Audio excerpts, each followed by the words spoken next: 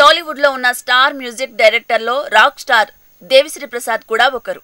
ఒకవైపు తమన్, గోపీసుందర్ వంటి వారు కెరియర్ లో చాలా స్పీడ్ గా ముందుకు దూసుకుపోతున్నప్పటికీ దేవిశ్రీ ప్రసాద్ మాత్రం తనదైన శైలిలో ఎప్పటికప్పుడు తన సినిమాలతో బ్లాక్ బస్టర్లు అందుకుంటూ రాక్ స్టార్ గా గుర్తింపు తెచ్చుకున్నారు. ఈ మధ్య కాలంలో దేవిశ్రీ ప్రసాద్ వేగం కొంచెం తగ్గిందని చెప్పుకోవాలి.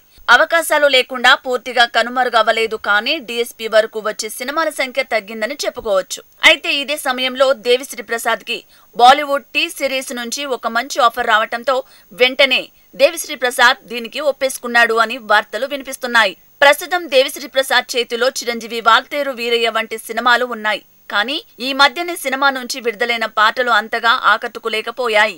ఆఖరికి బాస్ పార్టీ సాంగ్ కూడా అంతంత మాత్రంగానే అనిపించింది. నిజానికి ప్రముఖ బాలీవుడ్ నిర్మాణ సంస్థ టీ సిరీస్ వారు తమ మ్యూజిక్ డైరెక్టర్ల విషయంలో చాలా జాగ్రత్తగా ఉంటారు. ప్రతి సినిమాకు మ్యూజిక్ డైరెక్టర్ ను మారుస్తూ ఉండే టీ సిరీస్ వారు ఒక్కో సినిమాకి 3 సంగీత దర్శకుల్ని ఎంపిక చేసిన సందర్భాలు కూడా ఉన్నాయి. తాజాగా ఇప్పుడు టీ సిరీస్ నిర్మిస్తున్న సర్కస్ సినిమాకి కూడా లిజో జార్ట్ మరియు డీజే చేతస్ తో సంగీతం తీసుకుంటున్న టీ సిరీస్ వారు దేవిశ్రీ ప్రసాద్ ని కూడా రంగంలోకి దింపారు.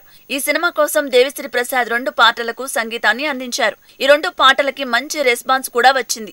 దీంతో దేవిశ్రీ ప్రసాద్ చిరంజీవి సినిమా కంటే బాలీవుడ్ సినిమా పైన ఎక్కువ దృష్టి పెట్టారని పుకార్లు కూడా వినిపిస్తున్నాయి. మరోవైపు దేవిశ్రీ ప్రసాద్ అల్లు అర్జున్ నటిస్తున్న పుష్ప 2 సినిమాకి కూడా సంగీతాన్ని అందిస్తున్నారు.